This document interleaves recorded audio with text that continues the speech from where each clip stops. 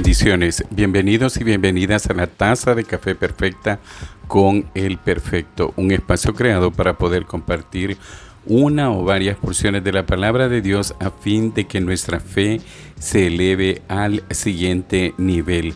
Romanos capítulo 10, versículo 17. Muchas gracias por estarnos acompañando en este tiempo y en esta hora, el día que usted decide escucharlo, tal cual se los he mencionado con anterioridad. Siempre es una bendición el poder estar en contacto con usted a través de este espacio, sabiendo que el pueblo que escucha realmente estas reflexiones, vivencias, palabra de Dios principalmente, es muy pequeño, pero al final de cuentas a mí me pedirán cuentas por el mensaje que envío y a quienes se los envío y por los que lo reciben y lo pueden atesorar en su corazón y por los que lo reciben y tan siquiera le dan la espalda, ¿verdad? Al mensaje. Realmente pues eso no es una cuestión mía y realmente pues yo quisiera que a todos a los que llegan, ya ahorita pues hemos ascendido a 120 suscriptores, ¿verdad? Le damos las gracias a los que se han suscrito últimamente o las que se han suscrito últimamente por estar conectados con este espacio que la única pretensión es compartir la palabra de Dios y que la verdad pues nos haga verdaderamente libres, tal cual será el tema de la siguiente taza de café. Este día, hermanos y hermanas, amigos y amigas, quiero que me acompañe al libro de Génesis, nuevamente en el capítulo 3, hace 2 tazas de café anteriores, hablábamos de lo que es la desobediencia del hombre y nos vamos a enfocar siempre en este capítulo nada más que con una pregunta.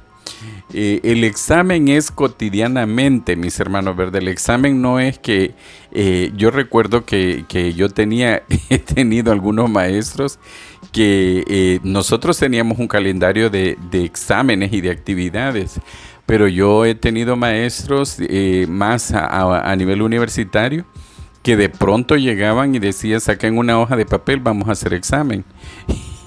Y fue una de las cosas que yo me quedé emulando, ¿verdad? Cuando me tocó ser docente, ¿verdad? Universitario. Y da risa realmente la cara que uno pone de verdad de descomposición, porque el examen, ¿para qué sirve? Es una forma de confirmar si la persona ha recibido o no ha recibido el conocimiento, y en este caso Dios nos examina todos los días, ¿verdad? Entonces hablábamos en unas tazas anteriores de un examen, ¿verdad? Y ese examen, repito, es todos los días.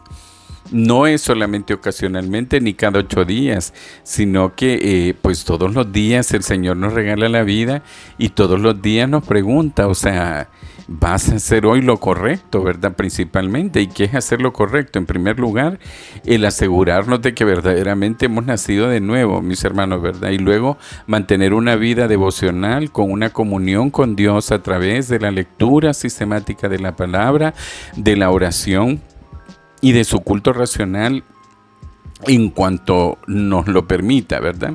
Pero ese día, repito una vez más, nos vamos a enfocar en el libro en el libro de Génesis, en el capítulo 3, y quiero que me acompañe por favor al versículo 9 del capítulo 3, que es una pregunta, repito, del examen.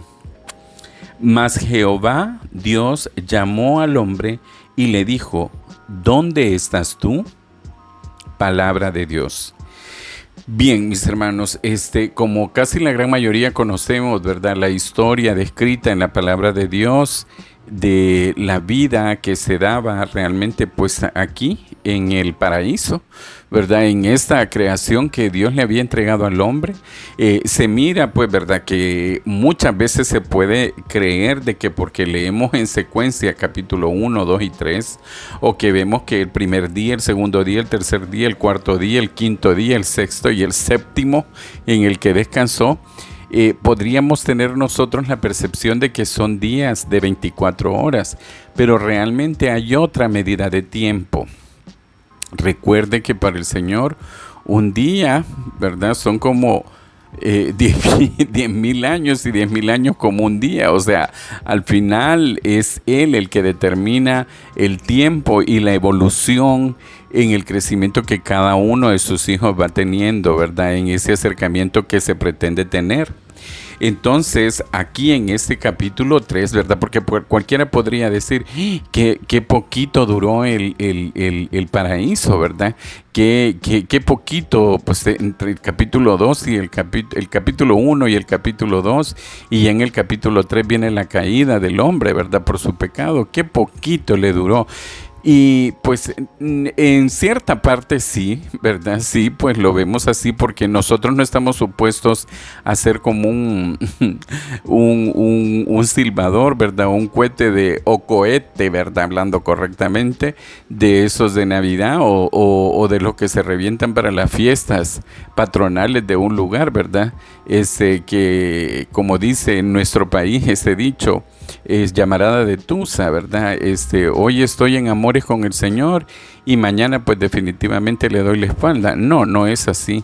Y es por eso que el Señor este día, tomando la ilustración de este evento que se dio en el Edén, ¿verdad? Que se dio en esa tierra maravillosa que se le había entregado al hombre y a la mujer. Y habiendo desobedecido ellos, ¿verdad? Recordemos que lo que decidieron una vez escucharon que el Señor se movía, ¿verdad?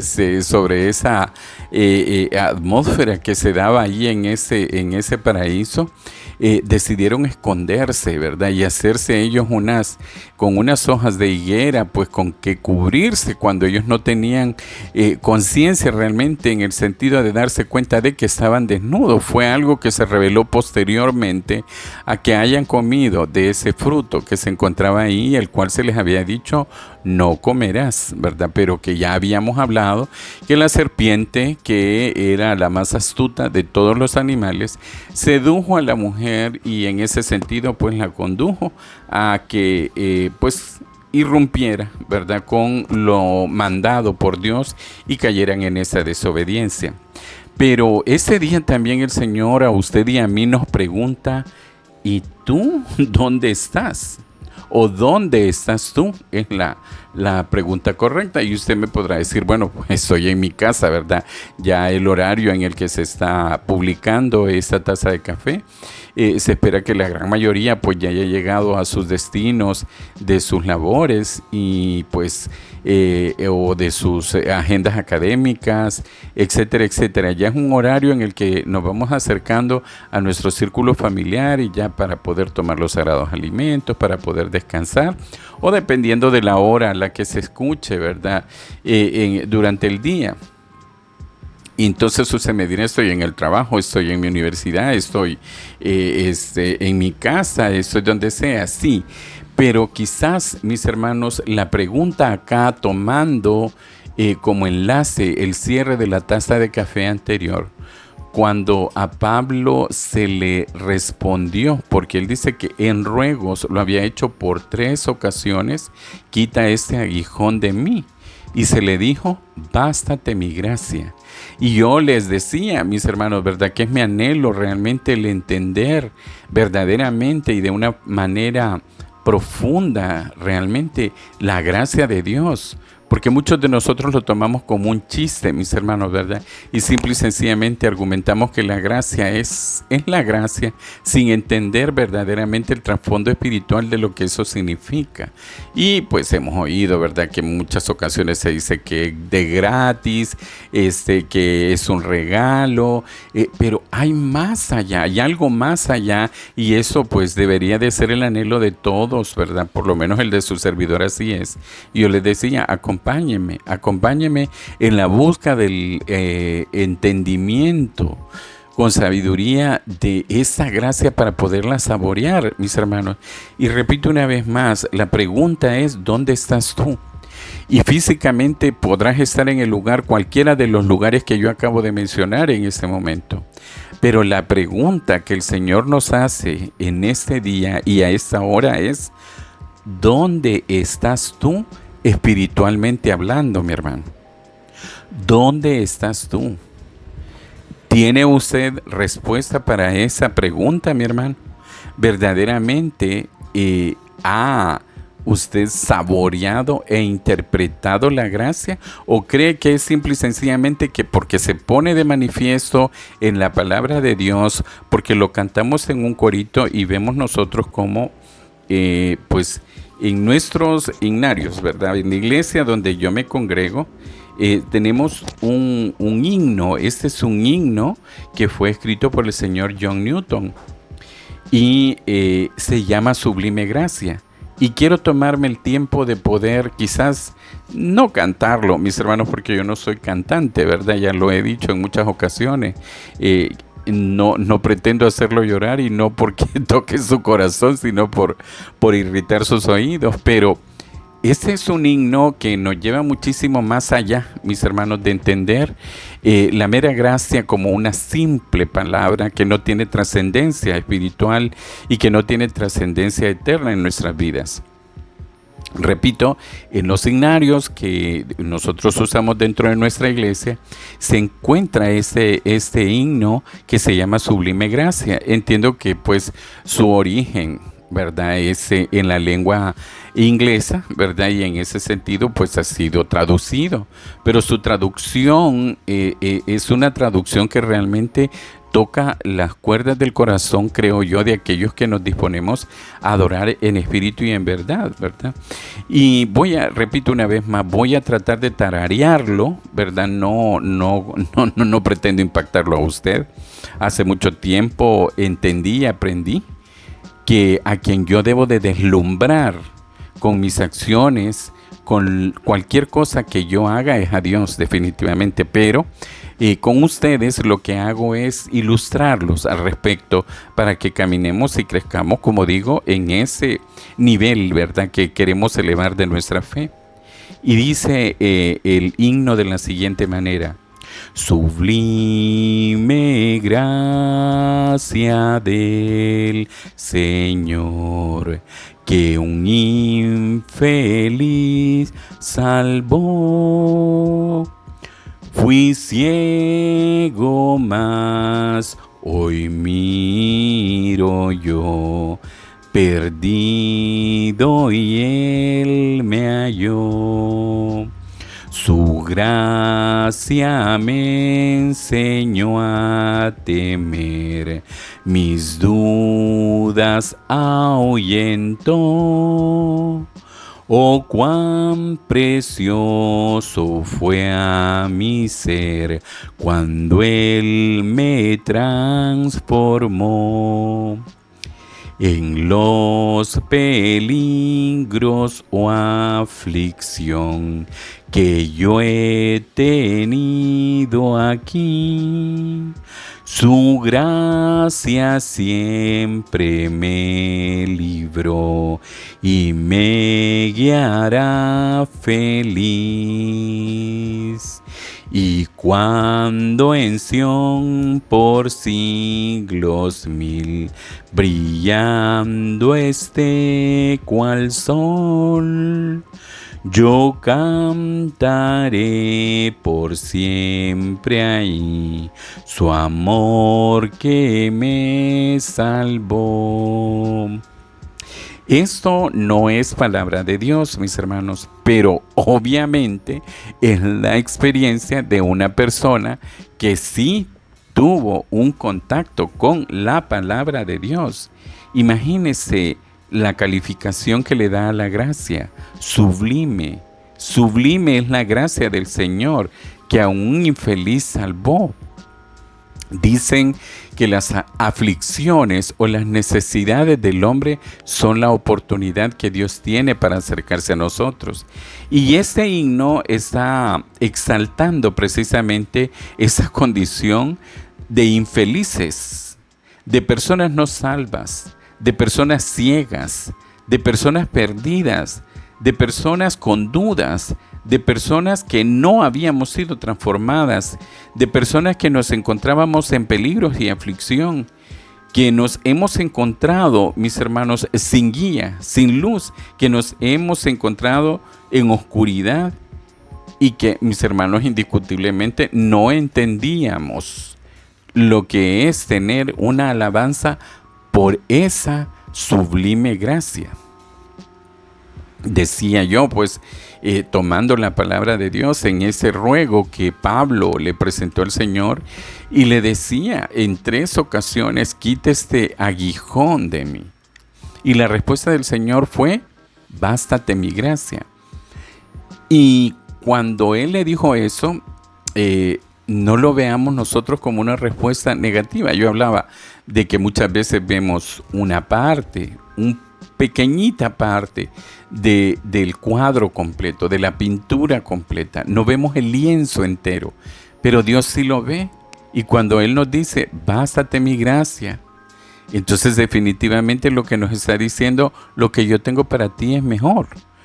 Humanamente, en tu cerebro y el mío, definitivamente esas cuestiones están tan difíciles de digerir, sobre todo cuando estamos en la crisis, ¿verdad? Pero cuando estamos en la crisis cantamos estos coritos con toda el alma, con todo el corazón. El problema es que al igual que el pueblo de Israel, ¿verdad? Que lo hemos reflejado en el libro de los jueces, una vez hemos resuelto nuestra situación, y no es que la hayamos resuelto nosotros, sino que Dios intervino para sacarnos de esa vida infeliz, de esa vida de condenación, de esa vida de temores, de esa vida de oscuridad. Entonces, lo que hacemos es darle la espalda. La pregunta es de Génesis capítulo 3, dirigida por Dios a Adán, es ¿dónde estás tú? Pero este día, mi hermano y mi hermana, amigo y amiga, la pregunta nos la están haciendo a nosotros. ¿Dónde estamos nosotros? ¿Por qué es que el Señor nos pregunta dónde estamos nosotros? ¿Será que Dios es ciego? ¿Será que Dios no se entera realmente de dónde estamos nosotros? Y digo, ¿verdad? Cuando estoy hablando de que la pregunta es ¿dónde estamos espiritualmente? Es para aquellos que realmente, pues probablemente solamente hemos menguado, hemos diezmado, digo yo, ¿verdad? Nuestra relación con Dios. Y hasta ahí se ha quedado. Pero qué duro será, mi hermano, cuando el Señor pregunta, ¿dónde estás tú? Cuando no solamente hemos tenido un ausentismo espiritual, sino que precisamente por enfriar la llama de la presencia de Dios, por esa falta de comunión con Él, también nos estamos deslizando en el pecado. Y qué terrible es realmente como hijos de Dios el encontrarnos, mis hermanos, como he dicho yo en otras ocasiones, nadando, ¿verdad? Sumergiéndonos voluntariamente en la laguna del pecado, pisoteando la sangre de nuestro Señor Jesucristo. Estamos pasando ya una semana que se conoce como Semana Mayor. Esta, ya a partir de ese día se le conoce como la Semana de Pascua, ¿verdad? Y lo desorientan realmente. Y es bien triste ver a cristianos, sobre todo los que no viven acá en este país, ¿verdad? Sino que son ya esculturizados norteamericanamente, que interpretan la Pascua de una manera totalmente distinta a lo que realmente la Pascua debería de representar. Pero venimos de una semana que se le conoce como la Semana Mayor, y donde pues se ha presentado la Pasión de Cristo. Y decía yo, pues en mi infancia me llevaban a ver esas películas donde se veía cómo latigaban al Señor, cómo escupían su cara, que aparece descrito obviamente en los evangelios, y particularmente en el evangelio, en el evangelio expuesto por los diferentes evangelistas, y principalmente por el evangelista San Juan, el discípulo amado.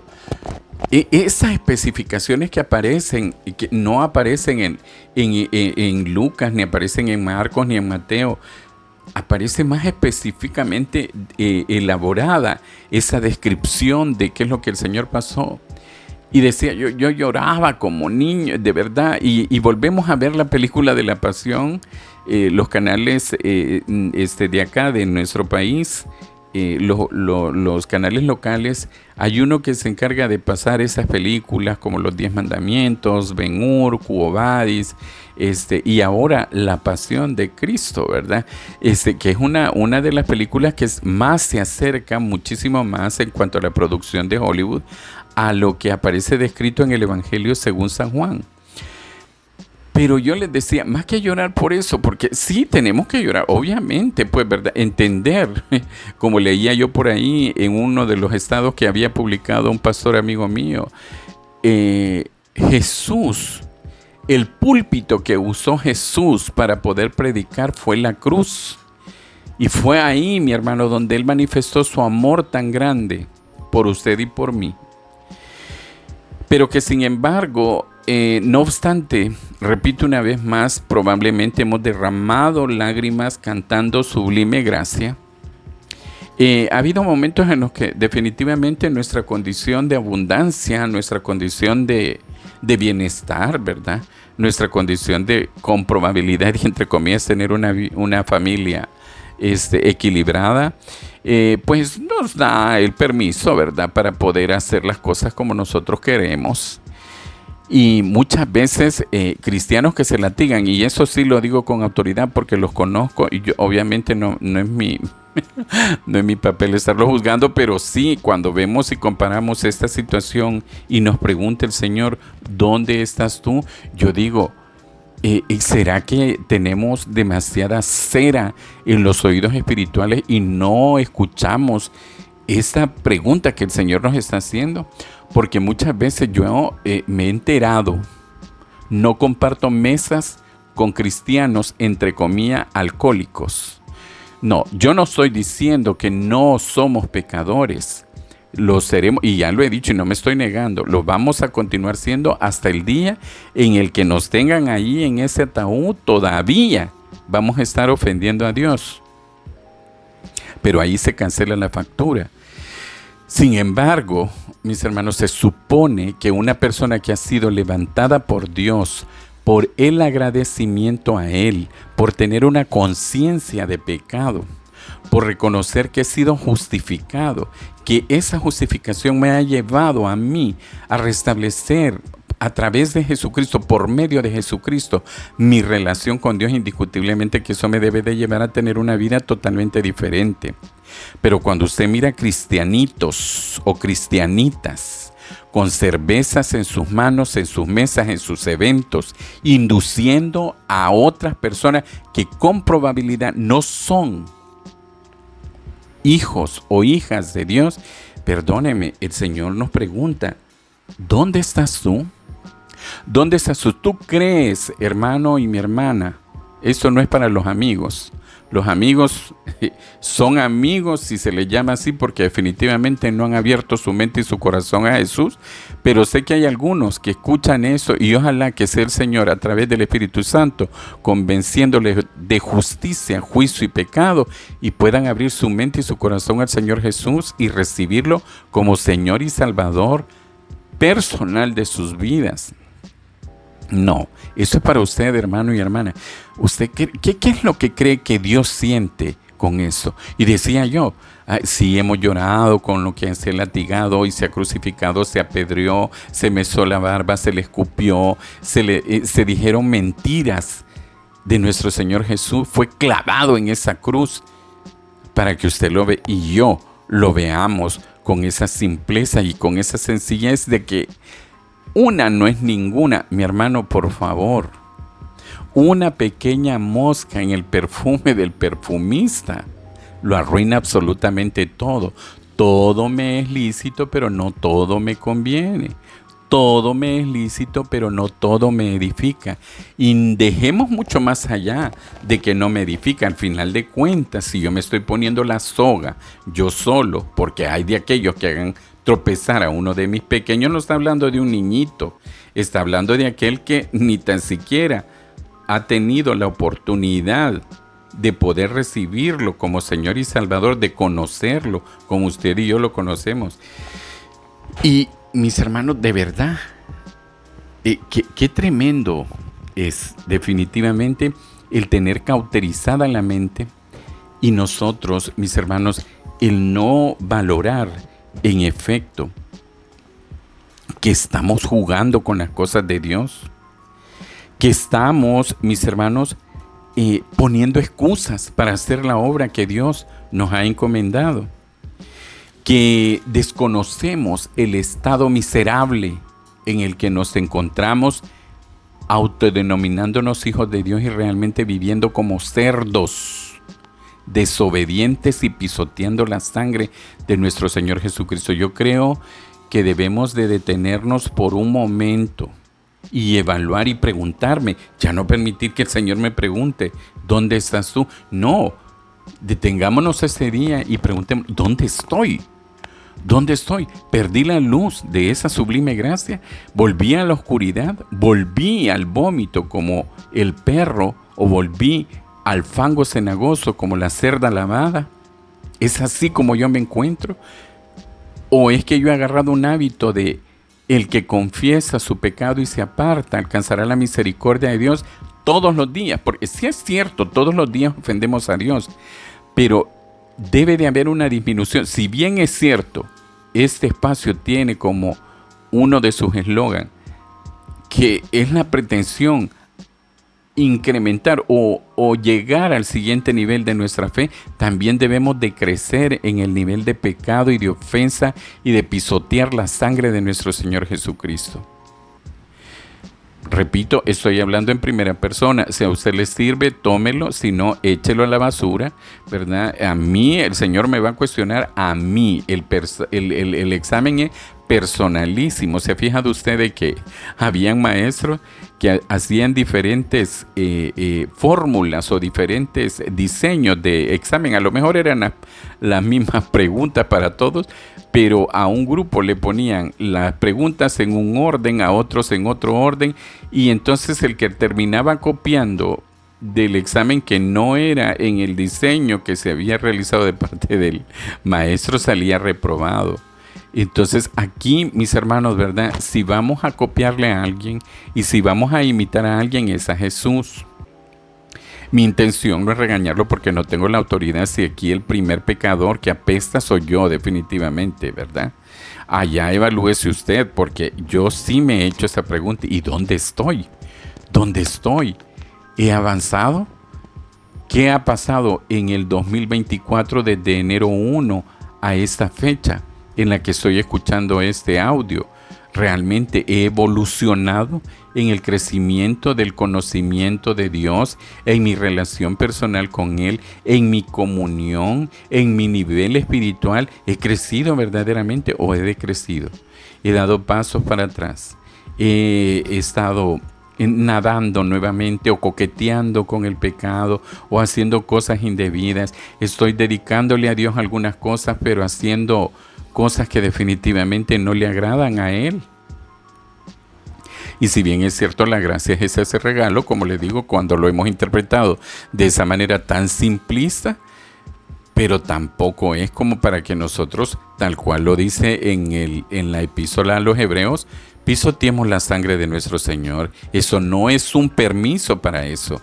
Tampoco tomemos el hecho de que en Romanos el apóstol Pablo dice que cuando abundó el pecado, sobreabundó la gracia. Eso no lo entendamos, mis hermanos, como la oportunidad para poder ser peores de que cuando nosotros realmente no conocíamos a Dios, cuando realmente no habíamos tenido un contacto con Jesús, cuando el Espíritu Santo realmente no había morado en nuestras mentes y en nuestros corazones.